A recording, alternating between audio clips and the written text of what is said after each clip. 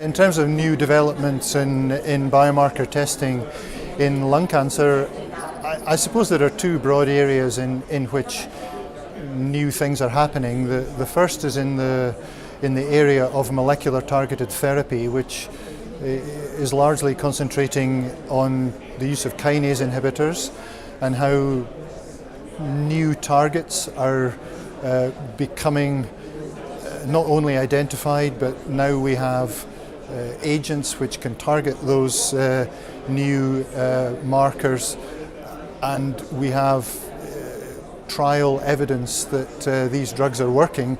Therefore, the biomarker becomes something of more interest.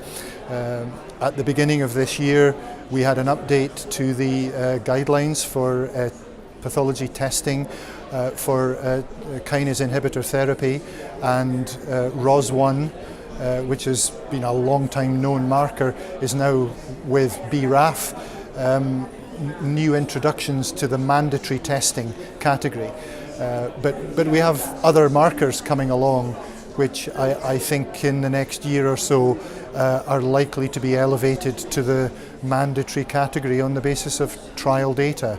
So this would be testing for RET gene rearrangements, for NTRK gene rearrangements, and for MET gene exon 14 skip mutations, and perhaps MET gene copy number. So these are probably the next things that we are having to think about in testing terms in that particular scenario.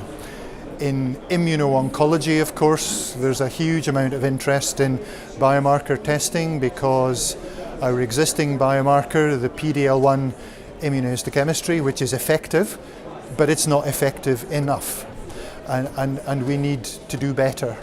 And the big question there is whether we do better with an alternative or we do better with an additional biomarker test or tests.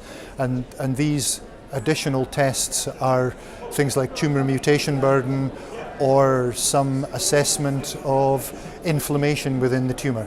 So these are the kind of new areas where things are beginning to develop.